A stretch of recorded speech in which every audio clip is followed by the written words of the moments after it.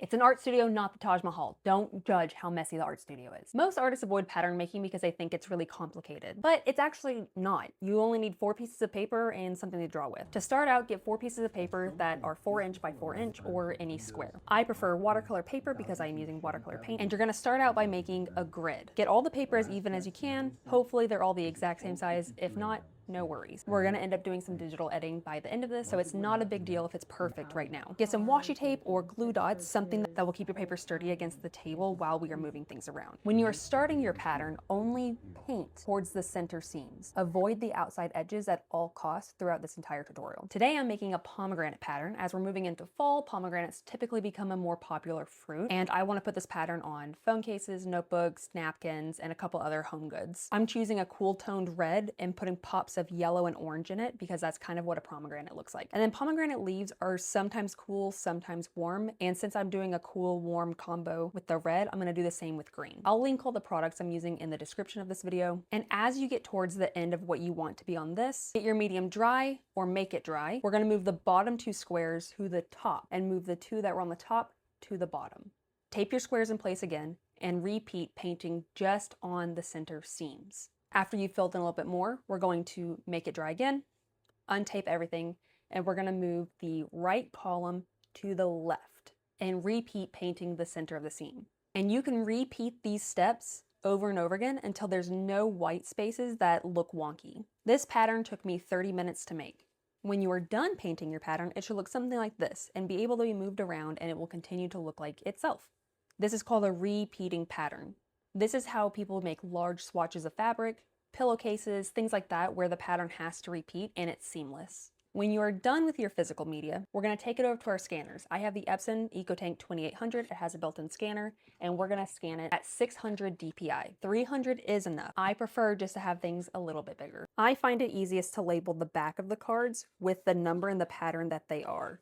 This can also help you keep track of how the pattern lays, and it's easy to mix up. Your scanner is going to have an arrow in it in the top right corner. This is where you're going to line up the design. Peep the swallows I painted. This is how it looks laying in the scanner. I like to put something heavy on it just to make sure it's completely pressed down. And whatever printer or scanner you have, make sure that you download the actual driver that goes with it. This is what my settings look like, and then we're just going to rename it. Just something that you can look it up with later. Hit scan, and it's going to be running for just a minute. After your scan's complete, bring it into some type of editing tool. I recommend Affinity, which is free and it's by Canva, or Photoshop. I am a Photoshop native, so that's the one I will be using, but Affinity, I've used it as well, and it's very comparable. We're going to make our canvas size 12" by 12 inches. That is the normal swatch size for fabric and any other pattern that you'll submit. Bring your pattern into your software and resize it to fit in the square as close to the edge as you can get it. We're gonna duplicate the layer and just work on this top layer. First order of business is going to be getting rid of seams and small mistakes. Don't worry about coloring or anything yet. This tool here is called the heal button. You can use that, go around and select small mistakes, and it matches it to the most surrounding pixels. We're gonna go around the entire document and all of our little mistakes before we move on. And what you're looking for is anything that looks like an accident, like a little smear here and there. And the smaller the brush, the better, because then it's not as detectable that it's been edited. Even the subtle ones. When it's in a pattern, it can highlight what's actually there. Be sure to zoom out often so that way you can continue catching mistakes. Because every time you zoom out, I promise you're gonna find something new. Now to remove the paper seam, you can do the exact same thing and run across the seam. I would recommend doing it in dots instead of in swipes, but something you will notice is that it's gonna want to pull from the same seam, so sometimes it doesn't even work. If you go to the same section, you can hold that down and you can do something called the patch tool. Circle small areas and then move it over to where it's just paper texture and it starts to disappear. When it comes to on the actual artwork,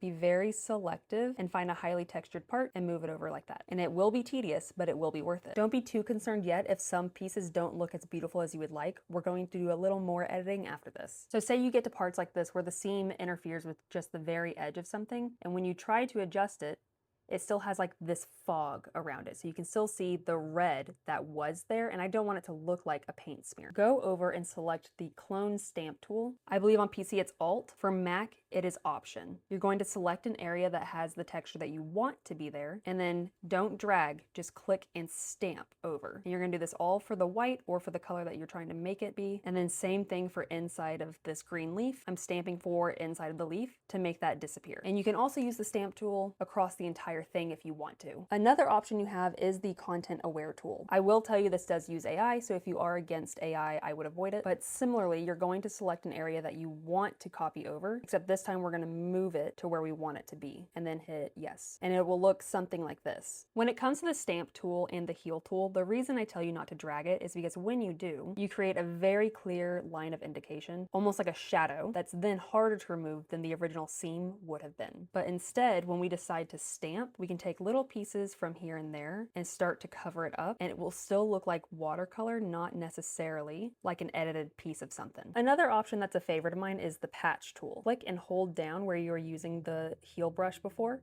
and slide down to patch tool. This one, you can select what you want to patch and then just drag it over, and it will do its best to make it match. Now you can still see a subtle seam around it, so I would still use probably the clone tool or something else to soften the effect, but overall this is a really good option. Over here was the heel tool, over here was content aware, and over here was the patch tool, and then I used the clone stamp throughout to help do disguising. I will let you make your own decision, but my preference is the patch tool. Do what we did here with the rest of the seams. By the end it should look like this, and what we just did with the paper we're gonna do again with our design. Use the transform tool and pull this down until it fills up only a quarter of the screen. One thing that will make your life easier is if you click and drag on the rulers on the side, you can bring guides to the center, going up and down and sideways, and you can resize there to make it perfect. Duplicate this layer by dragging it down to the plus sign, and you should be able to just move it up and have it align perfectly. Then you can select both of these layers by holding down the shift button, duplicate it again, and then drag them over to the side. Then you can adjust the individual layers by just selecting them over here, and then moving them around until everything lines up just right. Select the top layer, hold down shift, select the bottom layer, and we're going to put this all into a folder. We're going to do it again where we correct any seams that are obvious. After all of your seams are taken care of, now we can worry about the color. Go over to the adjustments menu on the side. We're going to do levels. This is called a histogram. A histogram gives you value ranges. Here is all the darkest darks, the midtones, and the highlights. Whenever we see a flat line like this and then a sudden mountain,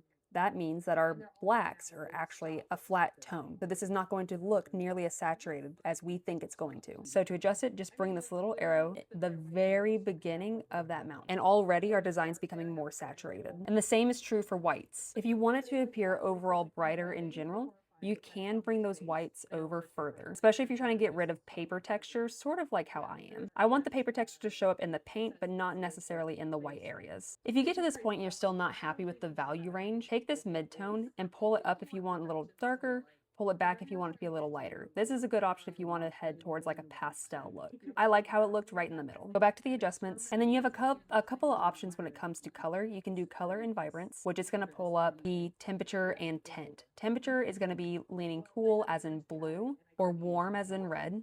So if I finished this painting and I felt overall it was too cool, I can make it warmer by adding some yellows into it. If I thought it was too warm, I could add some blue tones into it. And I actually think I do want it to lean warmer. Not by a lot. Same thing is for tint. Go this way and it's going to be more pink. This way it'll be more green. I'm going to pull mine a little bit more green. Another option is to go to hue and saturation, and you can select individual colors. So say I was happy with the green, but I wasn't so happy with the red. If I wanted to be more vibrant and saturated, I could pull up the saturation. If I wanted all of those pomegranates to be gray, I could pull the saturation all the way down. Lightness can also help create a pastel effect. So if you wanted it to be lighter, you could bring it up and it would just turn it almost white or almost black if you go down. Very emo. I kind of like this in a different way. You can even decide to change the color entirely. So if you didn't want these pomegranates to be red anymore, you can pull them down the color wheel and it will change the color of just these. Same thing for the leaves. If I wanted to change the color of the leaves, say I wanted more blue, and I do often like a blue leaf. I could go somewhere around here in the cyan area. I could make them more saturated or less saturated, and you can really mess around until it's how you like it. Once we're happy with it, we can go ahead and export. Go to File, Export as a PNG, put it wherever, name it however, and then we are going to use Printify to make products. Say I wanted this to be on a towel. There's golf towels, microfiber kitchen towels, full-on beach towels. We are going to select hand towel. Make sure you check where it's manufactured